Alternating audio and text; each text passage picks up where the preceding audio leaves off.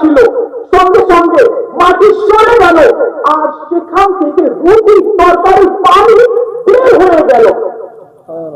সেখান থেকে খাবার বেরিয়ে আসলো।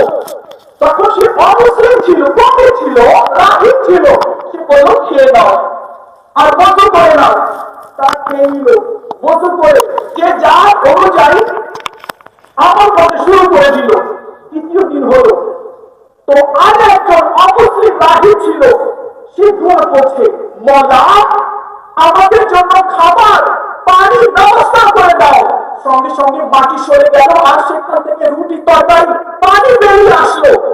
মুসলমান দেখে আশ্চর্য হয়ে গেল, এ কি? এ দোয়া করছে আর পানি জাহির হয়ে গেল, খাবার চলে আসলো।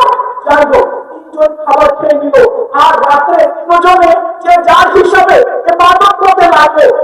সকাল হলো, তিনজনে হাঁটতে শুরু করলো তার গন্তব্যের স্থানের দিকে। সন্ধ্যা হয়ে আসলো। এখন ওই দুই অমুসলিম কি বলে জানেন? ওই দুই অমুসলিম রাহিব পণ্ডিত ওই মুসলমানকে বলল, দুদিন তো আমরা দোয়া করেছি, এখন তুমি দোয়া করো, আমরা আমি করবো। সে মুসলমান দোয়া করবো কি জানো না? দোয়া করো যাতে খাবার জাহির হয়ে যায়, যাতে করে আমরা তৃপ্তি সহকারে আল্লাহর পক্ষ থেকে খাবার পেয়ে যাই। আমি দোয়া করবো, আচ্ছা দাঁড়াও। সে এক সাইডে হয়ে গেল, আর এক সাইডে হয়ে আল্লাহ তাআলার দরবারে সিজদা করলো, আর সিজদা করে বলল, মওলা আমার এমন কোনো আমল নেই, এবং আমল করতে পারিনি, এমন কোনো সিজদা দিতে পারিনি সিজদা তোমাকে সন্তুষ্ট করবে। মওলা এমন কোনো আমল করিনি যে আমার তোমার পাবো, তোমাকে আমাদেরকে খুশি হয়ে যাবে। আল্লাহ আমার লাজ রেখে দাও। এটা বলি অবশ্যই আমার লাজ রেখে দাও। ও আল্লাহ, যেভাবে তুমি আদম আলাইহিস সালামের দোয়া কবুল করেছো, মাহবুবে কারীমের সত্তায় আল্লাহ, আজ এই সময় আমি তোমাকে তোমার হাবিবের ওসিলা দিচ্ছি। বলো আমি ওসিলা দিচ্ছি, আমার লাজ রেখে দাও তোমার মাহবুবের ওসিলায়। বলো খাবার জাহির করে দাও। বাস এতটুকু বলা ছিল, সঙ্গে সঙ্গে অবশ্যই থেকে রুটি পানি তরকারি জাহির হয়ে গেল। যখনই সে এই জাহির হওয়া দেখলো, আমি দোয়া করলাম, খাবার জাহির হয়ে গেল, আর আছে না আল্লাহ, আজ তুমি যদি আমার লাজ না রাখতে, তাহলে অবশ্যই কাছে বলছি তো তোমার দরবারে অসংখ্য শুকরিয়া, তুমি লাজ রেখে দিয়েছো। কান্না করছে করছে করছে। অমুসলিম আসলো, কেন কান্না করছো? ভাই এমনি কান্না করছি। না বলো না কি হয়েছে? বলতে লাগলো, আমি এখন নেক না, আমি এত পরেশগার না কি আমি দোয়া করলে খাবার চলে আসবে। তোমরা হয়তো ভালো কিছু করেছো, আমরা কিছু ভালো করিনি, আমরা এমন কোনো ভালো আমল জানি না। আরে শোনো, তোমাকে পেয়ে আমরা খুশি হয়েছি, তোমাকে পেয়ে আমরা খুশি হয়েছি কি এক মুসলমান আমাদের সঙ্গী হচ্ছে। তো আমরা ইসলামের সত্যতা যাচাইয়ের জন্য প্রথম দিন দোয়া করেছি, বলা এই ব্যক্তি যদি সত্য হয়, এর নবী যদি সত্য হয়, আর আল্লাহ যদি সত্য হয়, তাহলে তার নবীর ওসিলায় খাবার জাহির করে দাও। দ্বিতীয় ব্যক্তি বলল মুসলিম, সে বলল হ্যাঁ আমি তো এভাবে দোয়া করেছি কি আল্লাহ এই ব্যক্তির নবী যদি সত্য হয়, ওই নবীর ওসিলায় খাবার জাহির করে দাও। তখন সেই ব্যক্তি মুসলমান ছিল, বলে ভাই আমি এত ভালো না, আমি আমার নবীর ওসিলা দিয়ে দোয়া করেছি, আল্লাহ তাআলা খাবার জাহির করে দিয়েছে। অমুসলিম বলল ভাই হাত লাগাও, আমাদের হাত তোমার হাতে রাখতে দাও, আর আমাদের মুস্তাফাকে আমাদেরকে একটু জায়গা দিয়ে দাও, আমাদেরকে মুসলমানের অন্তর্ভুক্ত করে দাও। ওই অমুসলিম মুসলমান হয়ে গেল, তারা শিখে গেল, মানে আমল করলো, মানে কি সম্পর্কে শিখলো। পড়ার উদ্দেশ্য হচ্ছে রাসূল আরবি সাল্লাল্লাহু আলাইহি ওয়াসাল্লাম এই ওসিলাকে দোয়া করেছে, আল্লাহ তাআলা তার সম্মান রেখে দিয়েছে। আজ যদি আমরা মুহাব্বতের সাথে দরুদ পড়ি, মাহবুবে কারীমের সুন্নাতের উপর যদি আমল করি, এখানে নয়, মদের সময় নয়, কবরে নয়, আখিরাতে নয়, মিজানে নয়, পুরসুরাতে নয়, বরং হাসরের দিনে আল্লাহর তাআলা তার মাহবুবের সত্তায় আমাদেরকে ক্ষমা করে দিবে। আসলে আমরা নিয়ত করি কি এখন থেকে আমরা অধিক হারে দরুদ পাঠ করব। ইনশাআল্লাহ সাল্লু আলাল হাবিব সাল্লাল্লাহু তাআলা আলা মুহাম্মদ সাল্লাল্লাহু আলাইহি ওয়াসাল্লাম। প্রিয় ইসলামী ভাইয়েরা, আমরা কেন এসেছি? আমরা ইসলামে এসেছি দিন শিখবো, কোরআন শুনবো, আমল করবো, যাতে মৃত্যুটা সহজ হয়ে যায়, যাতে আমাদের কবরটা সহজ হয়ে যায়, যাতে পুরসিরাত আমাদের জন্য সহজ হয়ে যায়, যাতে কিয়ামতের হিসাবটা সহজ হয়ে যায়, তাই না? এজন্য এসেছিলাম। তো যারা দাঁড়িয়ে আছে বসে যাও আর মন দিয়ে আমরা আমাদের ব্যাপারে শুনি যে আমরা কেন দুনিয়াতে এসেছি আর কেন আমাদেরকে দুনিয়াতে পাঠানো হয়েছে। আল্লাহ রাব্বুল আলামিন কোরআনে মাজিদ ফুরকান হামিদের মধ্যে ইরশাদ করেছেন, কুল্লু মান আলাইহা ফান ওয়া ইয়াবকা ওয়াজহু রাব্বিকা যুল জালালি ওয়াল ইকরাম। আল্লাহ রাব্বুল আলামিন ইরশাদ করেছেন, ভূপৃষ্ঠের উপর যত কিছু আছে সব কিছুই নষ্ট ধ্বংস করা হবে। এই চিরস্থায়ী চিরস্থায়ী হচ্ছে আল্লাহ। এক চিরস্থায়ীকে আল্লাহ। বাকি সব কিছু করা হয়ে যাবে।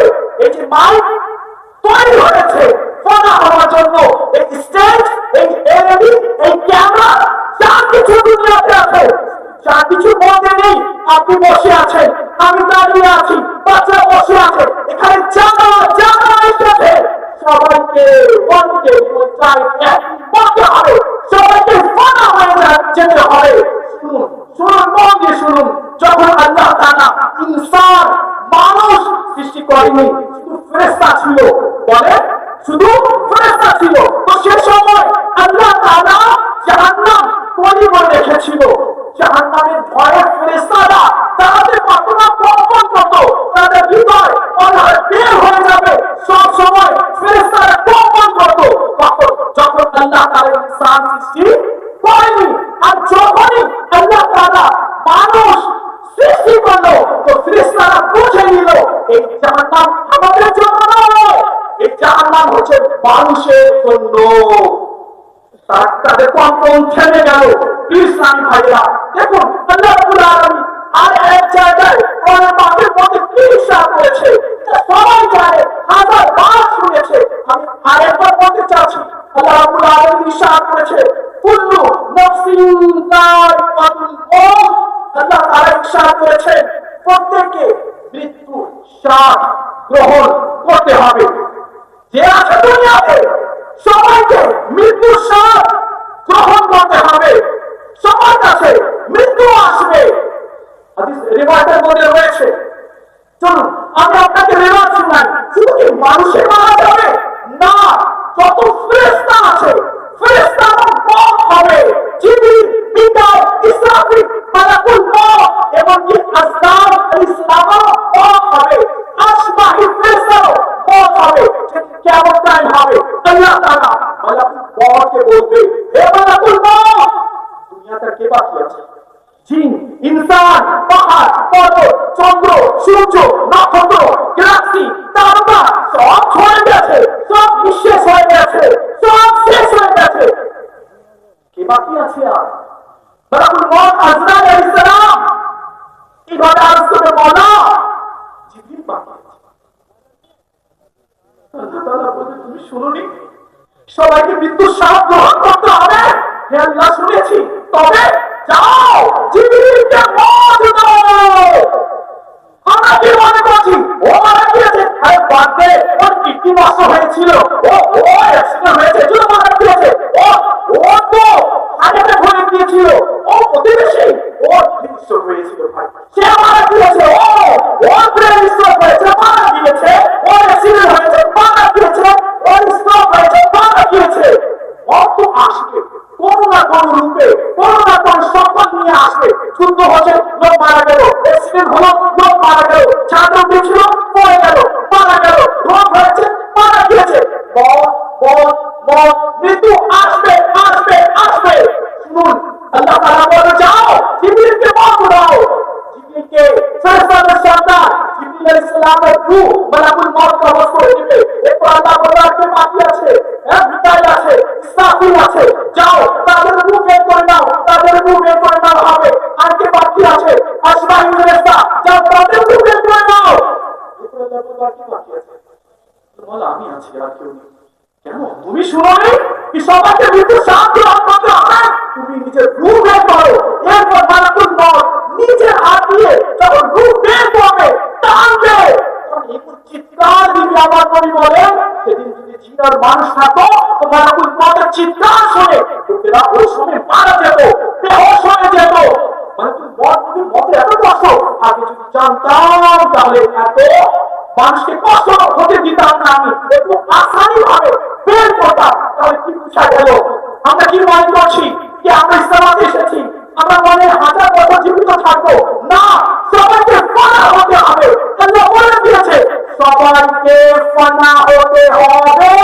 কিভাবে হবে, দেখুন মত হবে, আমাদেরকে কবরে নিয়ে যাবে, আমাদের সুন্দর চোখ পড়ে যাবে, মাথার আর চুলগুলো ঝসে যাবে, হাড়গুলো আমাদের দেহ থেকে আলাদা হয়ে যাবে।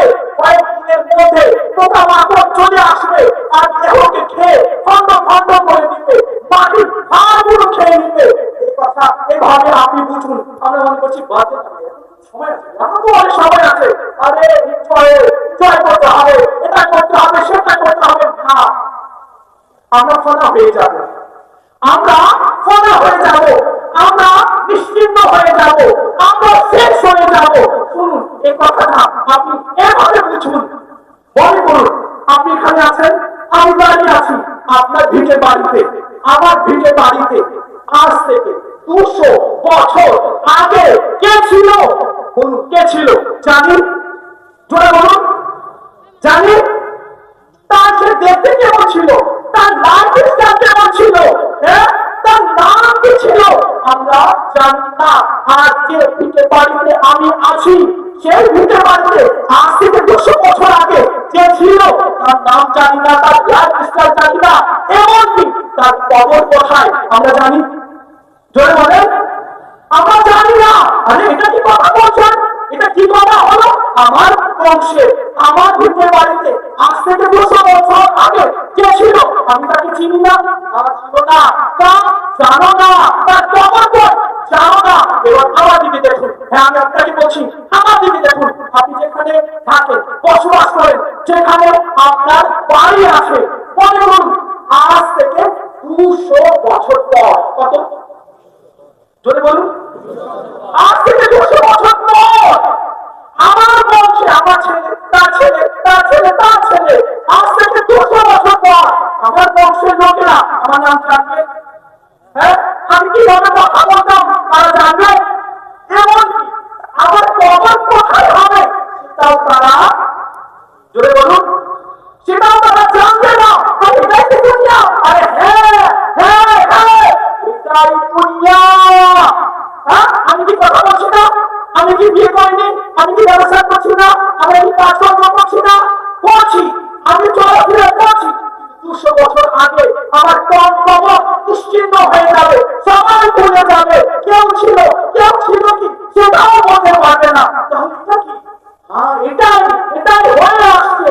হ্যাঁ যখন আদম আলাইহিস সালামকে সৃষ্টি করা হয়েছে তখন থেকে নিয়ে আজ পর্যন্ত, আজ থেকে কিয়ামত পর্যন্ত এটা হয়ে আসছে আর এটা হয়েই থাকবে, আমরা থাকবো না। হ্যাঁ একটা জিনিস থাকবে, সেটা কি নেক আমল। কি নেক আমল?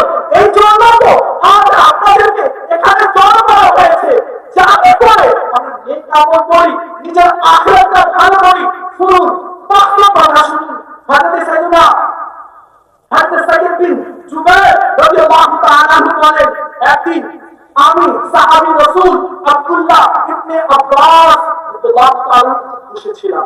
এমন সময় এক ব্যক্তি আসলো আর বলতে লাগলো, হে ইবনে আব্বাস, আপনার আল্লাহর দরবারে অনেক লজ্জিত, অনেক অপমানিত, অথচ আল্লাহ পাকের আনুগত্যকারী কতই না উত্তম এবং সৌভাগ্যবান। হে ইবনে আব্বাস রাদিয়াল্লাহু তাআলা গুনাহগার, আল্লাহর নৈকট্য থেকে কতই না কাফের। এই কথাগুলো বলে নবী সেখান থেকে চলে গেল। অথচ যারা আব্দুল্লাহ ইবনে আব্বাস রাদিয়াল্লাহু তাআলা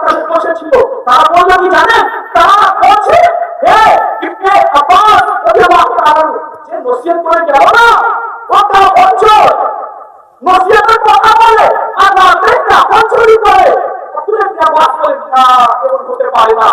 একজন কাপড় চোর এভাবে কথা বলতে পারে না। চোখ দিয়ে দেখবো, বিশ্বাস করবো না, লোকেরা বললো দেখিয়ে দিব। ওই নেতার ব্যক্তি যাকে কাপড় চোর ভাবা হতো, সে কি করলো, ঘর থেকে বের হলো, প্রদীপ নিয়ে কোথায় যাচ্ছে, কবরস্থানের দিকে। লোকেরা দেখে নিল, আব্দুল ইবনে আব্বাস বললো, এতে দাম কারণ চোর, ওই কাপড় চোর বের হয়েছে কবরস্থানে, এখন চুরি করার জন্য। আব্দুল্লাহ ইবনে আব্বাস রাদিয়াল্লাহু তাআলা সঙ্গে সঙ্গে যেতে লাগলেন। ওই ব্যক্তি কবরস্থানে পৌঁছে সর্বপ্রথম কবরবাসীকে সালাম দিচ্ছে। নূর কিভাবে সালাম দিচ্ছে, সে সালাম দিচ্ছে, হে কবরস্থানে, হে কবরবাসীরা, তোমাদের সংকীর্ণ কবর দেখে আমি আশ্চর্য হচ্ছি, তোমাদের উপরে সালাম হোক। হে কীট পতঙ্গের খাদ্যে পরিণত হওয়া মুর্দারা, হে বিপদে আক্রান্ত কবরবাসীরা, তোমাদের উপর সালাম। হে কবরবাসীরা, তোমাদের সফর কত লম্বা, তোমাদের রাস্তা কত ভয়ঙ্কর। আর জানতে পারতাম তোমরা কি অবস্থায় রয়েছ। তোমরা কি নিজের কিন্তু কর্মের কারণে লজ্জিত, নাকি আল্লাহর দরবারে হাজির হয়ে আনন্দে রয়েছ। তোমরা আমার আগে কবরস্থানে পৌঁছে দিয়েছো, আর আজ আমি সেখানে যাওয়ার জন্য প্রস্তুত হচ্ছি, কারণ আমার ঠিকানা তোমাদের সাথে হবে। এরপর সেই ব্যক্তি একটা কবরে প্রবেশ করলো। সে যেখানে দাফন হবে, সে আগে থেকে নিজের কবর খনন করে রেখেছিল। সে নিজের কবরে প্রবেশ করে আর নিজের মুখটাকে, নিজের চেহারাটাকে কবরের সাথে লাগিয়ে দেয়, আর এইভাবে বলে, যখন আমাকে অন্ধকার কবরে রেখে দেওয়া হবে, তখন কবর আমাকে ডেকে বলবে, তোমার জন্য কোনো স্বাগত নেই, আমি তোমার জন্য অসুস্থ হব না, আমি তোমার উপর থেকে আর তুমি আমার উপর থেকে আল্লাহ নাফরমানি করেছো, আর আজ তুমি আমার কাছে এসে পড়েছো। এখন আমি তোমার জন্য সংকীর্ণ হয়ে যাব। আজ তোমাকে আমি আযাবের মধ্যে লিপ্ত করব। এরপর কিয়ামতের দিন যখন কিয়ামতের দিন আমাকে উঠানো হবে, সেদিন আমার গুনাহের বোঝা আমার পিঠের উপর বোঝাই করে দেওয়া হবে। সেদিন কিয়ামত টাইম হবে, আপনি, আমি, আমরা সবাই আমাদের ছেলে যারা শুনছে, আমরা যেদিন কিয়ামতের দিনে উঠবো, সেদিন কি, সেদিন আমি দুনিয়াতে যা কিছু করেছি, ভালো মন্দ, নেক গুনাহ যা করেছি, এই গুনাহগুলো আমার পিঠের উপরে বোঝাই করে দেওয়া হবে, আর আমাকে হাঁকিয়ে কিয়ামতের ময়দানের দিকে নিয়ে যাওয়া হবে। তো সেই ব্যক্তি বলছে, এরপর কিয়ামতের দিন যখন আসবে, তখন আমার গুনাহের বোঝা আমার পিঠের উপরে দিয়ে দেওয়া হবে। আমার মা বাবা আমার এই অবস্থা দেখে দূরে সরে যাবে। তারা বললো, আমি তো মনে করতাম আমার ছেলে তো ভালো, নামাজ পড়ে, দেখতাম করে, সন্তান করে, নামাজ চর্চা করে, আজ এটি দেখছি আমার ছেলের পিঠে গুনাহের বোঝা। ছেলের অবস্থা দেখে মা ছেলে বলে পরিচয় দেবে না, সেখান থেকে সরে যাবে, বাবা সরে যাবে, ভাই বোন স্ত্রী ছেলে মেয়ে সবাই দূরে সরে যাবে। তাও আজ তুমি যা করেছো না, এর শাস্তি শুধু তোমাকে ভোগ করতে হবে। এরপরে তারা সেখান থেকে সরে যাবে। এরপরে অদৃশ্য থেকে আওয়াজ আসবে, ফলা ইবনে ফলাকে হাজির করো বলছে। নাফরমানি করেছে, রমজানের রোজা রাখেনি, নামাজ পড়া ছিল, নামাজ আদায় করেনি, খুন করেছে, মারণ করেছে, চুরি করেছে, ডাকাতি করেছে, চিন্তায় করেছে, সুদ খেয়েছে, ঘুষ নিয়েছে, মানুষের মাল আত্মসাৎ করেছে। ফলা ইবনে ফলাকে আল্লাহর দরবারে হাজির করা হোক। তখন ফেরেশতারা তাকে ধরে টেনে হিচড়ে আল্লাহর দরবারে হাজির করে দেওয়া হবে। এরপর সে বলে, আমার যত গোপন গুনাহ ছিল, আমার যত গোপন কাজগুলো ছিল, আজ মনে করছি বাদ দিয়ে যাবে। কে দেখছে, বাদ দে, কেউ দেখছে না। কেউ দেখছে না, আল্লাহ তো দেখছে না। বলেন, আল্লাহ তো দেখছে আমাকে, আমি যখন মানুষ থেকে গোপনে থেকে নিজেকে গোপন রেখে গুনাহ করি না কেন, কিন্তু আল্লাহ তো দেখছে। সেদিন কিয়ামত টাইম হবে, আপনার আমার আমাদের সকলের আমলগুলোকে জাহির করে দেওয়া হবে। যা আমরা লুকিয়ে রেখেছিলাম সব কিছু জাহির করে দেওয়া হবে।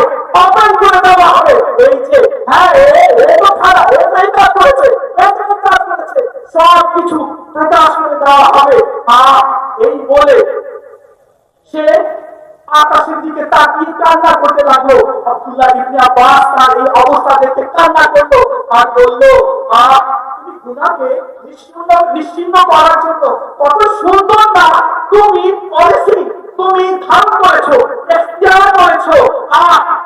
যদি তুমি কাপড় হয়ে থাকো তাহলে সবাইকে এমনি হওয়া উচিত। সেই কাপড় আমাদেরকে বুঝিয়ে গেল, হ্যাঁ আমরা কি করছি আর আমাদেরকে কি করতে হবে। প্রিয় ইসলামী ভাইয়েরা, দেখুন এই যে কথাগুলো হলো, এটা বাস্তব রয়েছে, এটা হকিকত রয়েছে, এটা সত্য রয়েছে। এ থেকে বিন্দু মাত্র কেউ অস্বীকার করতে পারবে না। তো আমরা তো অস্বীকার করছি, আমরা যা ইচ্ছে তাই করছি, যেখানে সেখানে যাচ্ছি, যা ইচ্ছে তা বলছি, যা ইচ্ছে তা দেখছি, যা মন চাচ্ছে সেটাই আমরা করে নিচ্ছি। না না না, এবার করা যাবে না, কখনো করা যাবে না।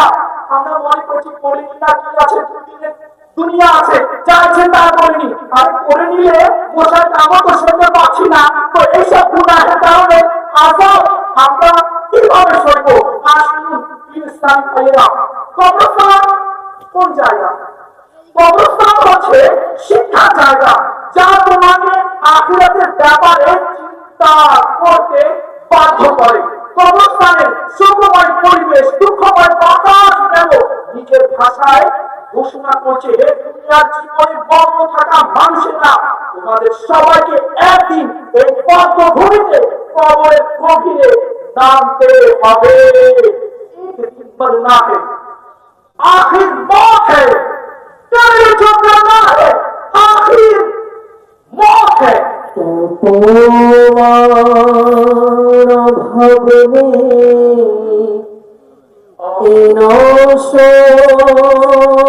ভুবনে জগৎ প্রেম তোমায় তো অন্ধ করেছে।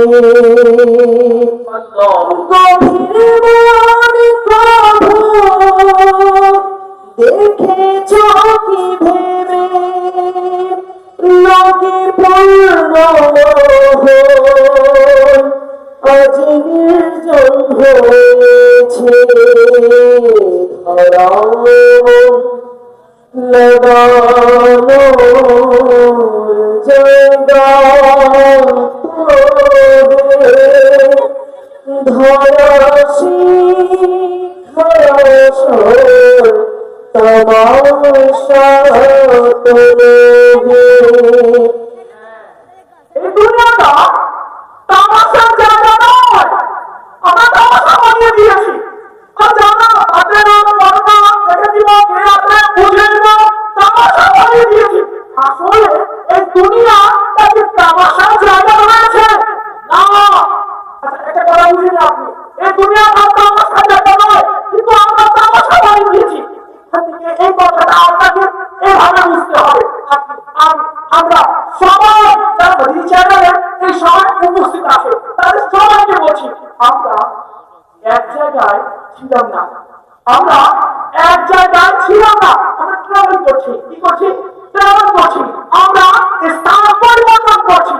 এই পর্যন্ত আমরা কয়েকটি জায়গা পরিবর্তন করে এসেছি। এই পর্যন্ত আমরা কয়েকটি জায়গা ছেড়ে এসেছি। নাম্বার ওয়ান, শুনুন, নাম্বার ওয়ান, আমি যে জায়গা ছেড়ে এসেছি সেটা হচ্ছে আলামে আরওয়াহ, রূহের জগৎ। আমি সেখানে হাজারো লক্ষ বছর আমরা সেখানে ছিলাম। এরপরে আল্লাহ আমাদেরকে মায়ের পেটে নিয়ে আসতো, আমাদের রূহকে আপনার মায়ের পেটে, আমার রূহকে আমার মায়ের পেটে নিয়ে আসতো। এখন আমরা আলামে আরওয়াহ ছেড়ে দিলাম, কোথায় আসলাম? চলে কোথায় আসলাম? মায়ের পেটে আসলাম। মায়ের পেটে 10 মাস 10 দিন আছি আছি। আল্লাহ চাইলো দুনিয়াতে চলে আসলাম। কয়টা জায়গা ছাড়লাম বলুন? 2টি জায়গা ছাড়লাম, আলামে আরওয়াহ, মায়ের পেট ছাড়লাম। এরপরে আমরা দুনিয়াতে আসলাম, এই যে আমরা চলাফেরা করছি। এরপরে এখান থেকে আমরা কোথায় যাবো? কবরে। কবর থেকে কোথায় উঠবো? হাসরের ময়দানে। হাসরের ময়দান থেকে কোথায় যাবো? রোড। 2টি ওয়ে রয়েছে, একটা জান্নাত অথবা জাহান্নাম। 2টি দরজা দেখার জন্য এত লং ট্রাভেল। আলাদা ছাড়লাম, পাওয়ার ছাড়লাম, দুনিয়া ছাড়লাম।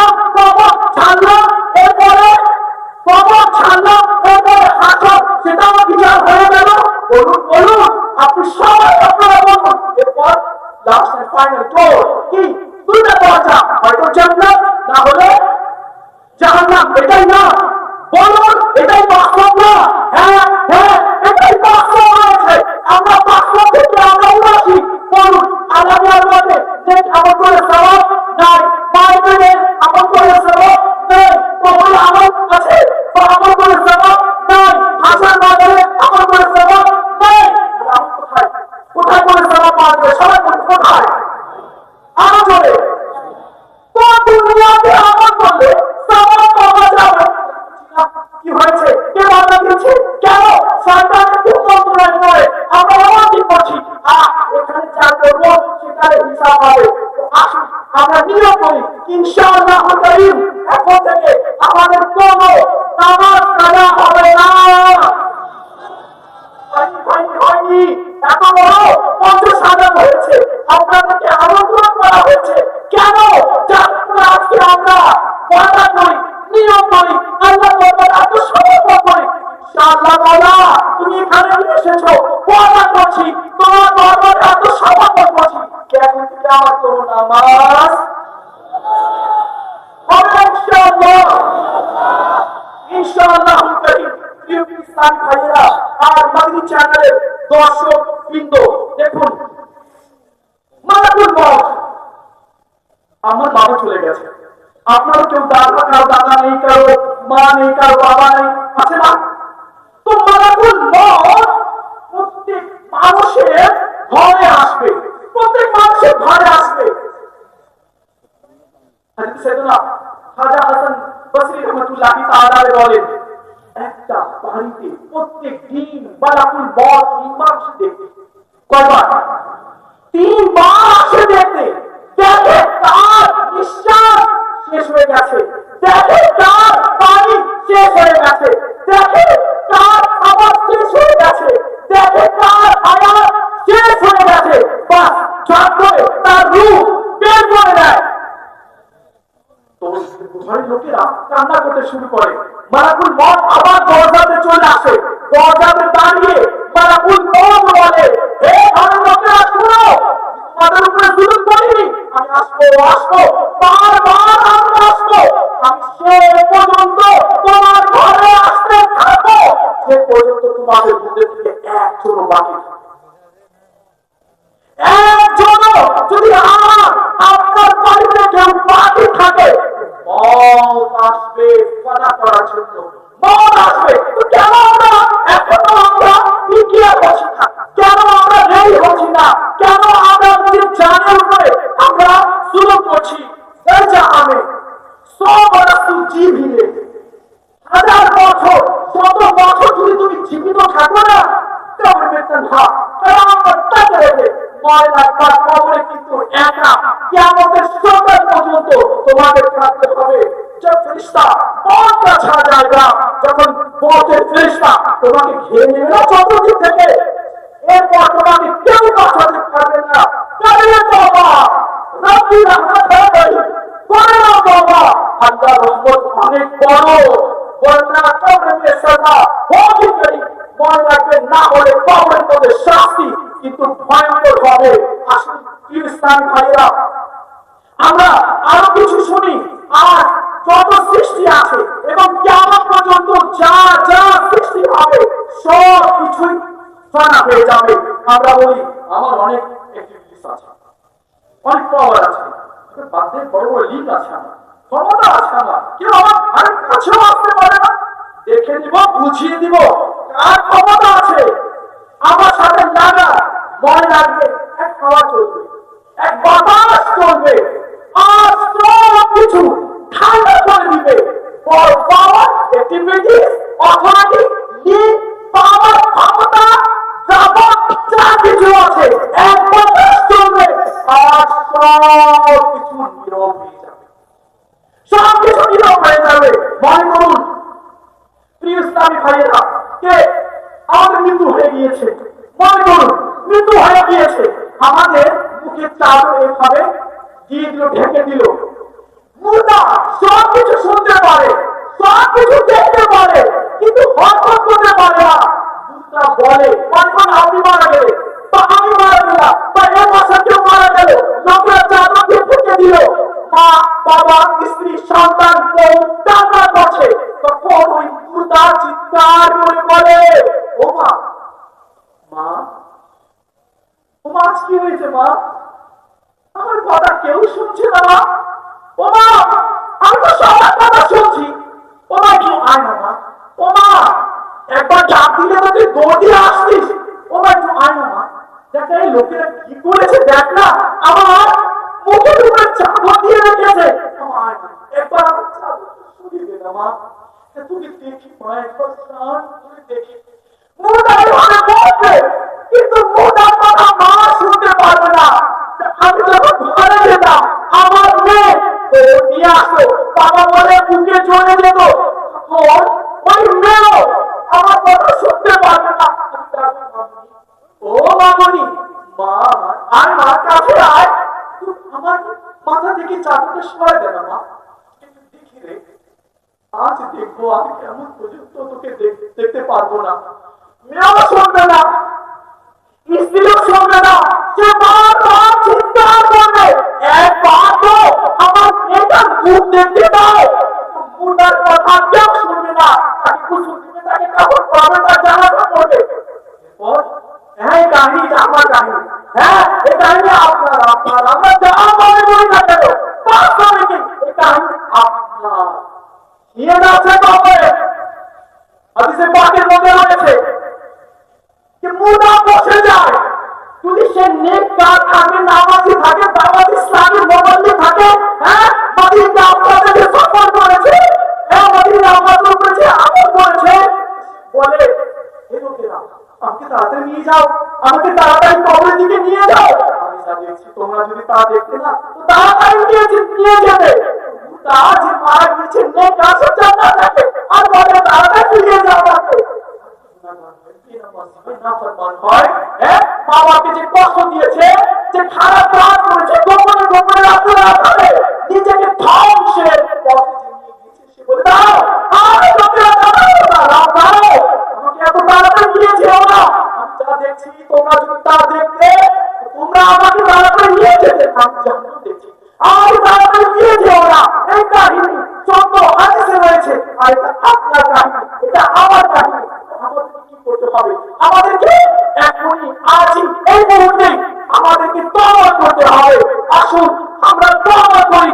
ইয়া আল্লাহ, তোমার ওয়াদা তুমি বলেছো, কেউ যদি পাহাড় সমতুল্য গুনাহ করে যদি আসমান ভরে যায়, গুনাহ করে যদি জমিন ভরে যায়, এরপর কেউ যদি অনুতপ্ত হয়ে তওবা করে, ওয়াদা তুমি বলেছো তাকে এমন পাপ করবো যেন জন্মগ্রহণ করেছে।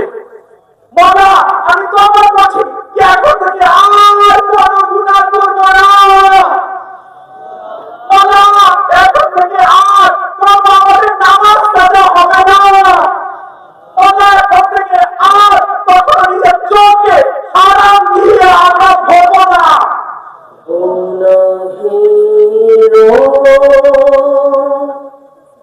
হতে আমি পাবো